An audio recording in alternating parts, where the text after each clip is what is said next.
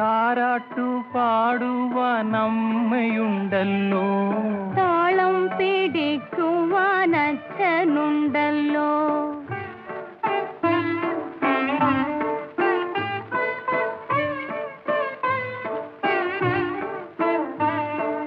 തരണി തൂമുഖം സൂക്ഷിച്ചു നോക്കി എൻ തങ്കക്കുടത്തിനെ കണ്ണു വയ്ക്കാതെ.